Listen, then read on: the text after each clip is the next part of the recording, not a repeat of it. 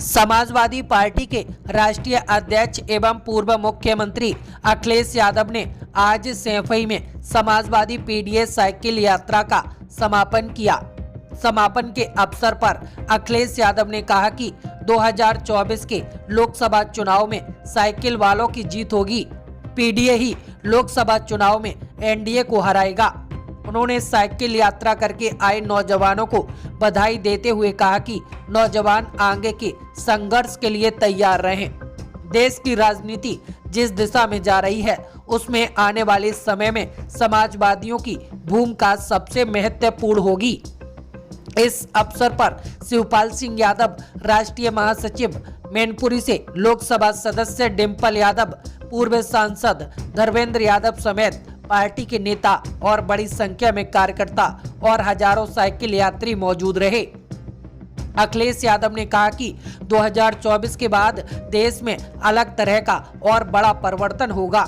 उन्होंने कहा कि समाजवादी पीडीए यात्रा ने बड़ा संदेश देने का काम किया है। यही पीडीए भाजपा और एनडीए का मुकाबला करेगा। श्री यादव ने कहा कि पीडीए की ताकत देखकर अब कई दल जातीय जनगणना का समर्थन कर रहे हैं। जिन दलों ने पहले जातीय जनगणना रोकी थी, जिन्होंने जातीय जनगणना नहीं होने दिया, वे भी जातीय जनगणना के पक्ष में आ गए हैं। अखिलेश यादव ने कहा कि देश में महंगाई, बेरोजगारी चरम पर है। भाजपा की सरकार अब तक की सबसे भ्रष्ट सरकार है। भाजपा सरकार ने कोई काम नहीं किया। आज भी समाजवादियों के ही काम दिखाई दे रहे हैं। आपको बता दें, समाजवादी पीडीए साइकिल यात्रा में पार्टी के जुझारू नौजवानों और पार्टी के कार्यकर्ताओं ने 40 जिलों के 202 विधानसभाओं में होते हुए 42 लोकसभा क्षेत्रों में 208 दिनों में 8,500 किलोमीटर की दूरी तय की है। जब पदयात्रा शुरू हुई थी उस समय लोकतंत्र बचाओ संविधान बचाओ यात्रा थी और उसको कई जिलों में आप लोग लेकर के गए हैं। मुझे खुशी है इस बात की कि समाजवादी पार्टी के सभी वरिष्ठ नेता समय समय पे आपके कार्यक्रम में शामिल हुए हैं। आप जिस जिले में गए, जिस विधानसभा में गए, वहां पर समाजवादी पार्टी के नेता, समाजवादी पार्टी के चुनाव लड़ने वाले या विधायक आपकी यात्रा में लगातार शामिल हुए हैं। मैं उनको भी धन्यवाद देता हूं, बधाई देता हूं उन्हें भी कि कई जगह तो ऐसे ऐतिहासिक कार्यक्रम आपने देखे होंगे कि आपको खुद लग रहा होगा कि ये कार्यक्रम इतने बड़े कैसे हो रहे, कैसे जन समर्थन मिल रहा है। बस्ती का कार्यक्रम, अयोध्या का कार्यक्रम, और आप खुद जानते होंगे कि समाजवादी पार्टी कहां मजबूत है। आप ये भी जानते होंगे कि समाजवादी पार्टी का कौन सा नेता समाजवादी पार्टी के प्रति पूरी ईमानदारी से समर्पित है। और आपको ये भी समय समय पे देखने और सीखने का मौका मिला होगा कि कितनी तकलीफ और परेशानी होती है। कभी खाना अच्छा मिला, कभी खाना नहीं मिला, कभी मन का मिला, कभी अपने हिसाब से किया होगा। और जिस तरह का मौसम, जिस मौसम शुरू किए थे, मैं जानता हूं अब ये लोहिया वाहिनी के जितने नौजवान चल चुके हैं, ये और जिन्होंने यात्रा के बारे में सुना है, समझा है, देखा है, उन्हें न सर्दी की परवाह होगी, न गर्मी, न बरसात की, हर मौसम का ये मुकाबला कर लेंगे। कई साथी बीमार हुए, मुझे पता है, गंभीर बीमारी भी हुई, लेकिन उन्होंने परवाह नहीं की। हालांकि कुछ बीमारियां ऐसी हैं अगर उनका ध्यान न दिया जाए तो नुकसान बड़ा हो सकता है।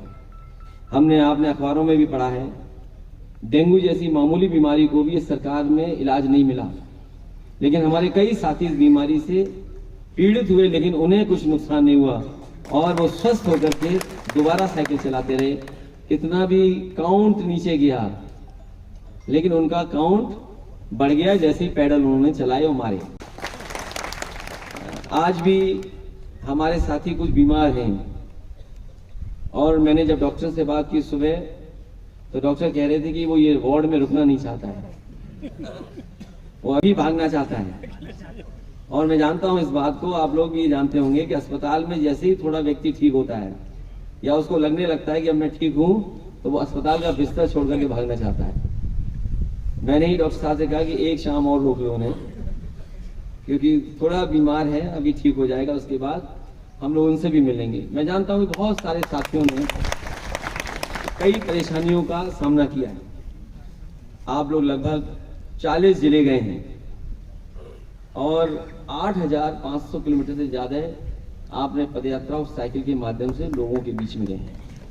शायद देश में बहुत ही कम दल के नेता रहे होंगे या नौजवान रहे होंगे जिन्होंने इतनी बड़ी यात्रा की होगी। और अभी यात्रा ये खत्म नहीं हुई है, ये यात्रा अभी और चलनी है। ये बीच में इसलिए विराम लगा है क्योंकि चुनाव हमारे सामने है। कुछ दिन की छुट्टी और उसके बाद चुनाव के बाद आपको उत्तर प्रदेश फिर घूमना है। और हो सकता है 24 में अगर हम लोग कामयाब हो जाएंगे तो आपको 27 तक इंतजार नहीं करना पड़ेगा। 24 के बाद ही कुछ हिसाब किताब उत्तर प्रदेश का ही हो जाएगा।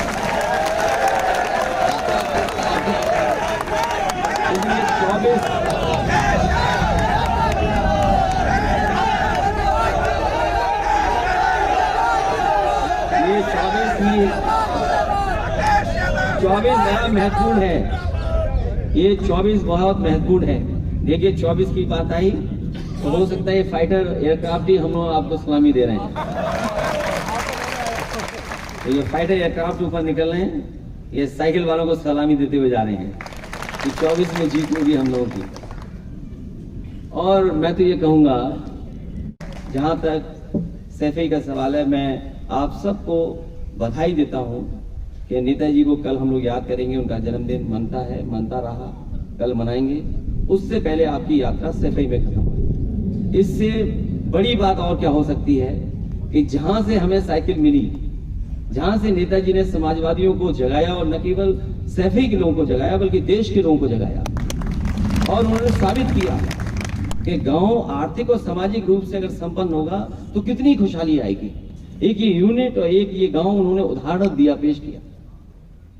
आज भी नेताजी को अगर याद करते हैं तो साथ साथ उन्हें सैफई भी याद करते हैं।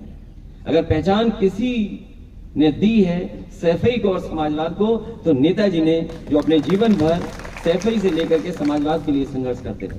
उस जगह आपकी यात्रा रुक रही है कुछ समय के लिए, बाद में फिर चलेगी। मैं आपको बधाई देता हूं, शुभकामनाएं देता हूं और हमें उम्मीद है कि आने वाले समय में इससे भी शानदार यात्रा होगी। और जिस तरह लखनऊ में चली थी, मुझे याद है मीडिया के लोग और खासकर बीजेपी के लोग सोच में पड़ गए थे कि इतने साइकिल वाले कहां से आ गए।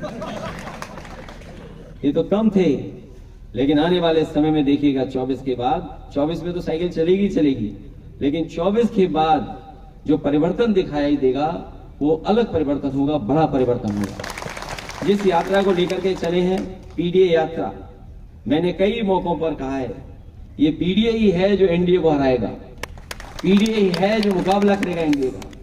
और अब तो कई दल जाति जनगणना के पक्ष में बोलने लगे। वो दल भी बोल रहे हैं जिन्होंने कभी जाति जनगणना रोकी थी। जो लोग पुराना इतिहास जानते होंगे, आजादी से पहले भी जाति जनगणना हुई, आजादी के बाद जब जाति जनगणना होनी थी तो उस समय जो पार्टी सरकार में थी उसने जाति जनगणना रोकी।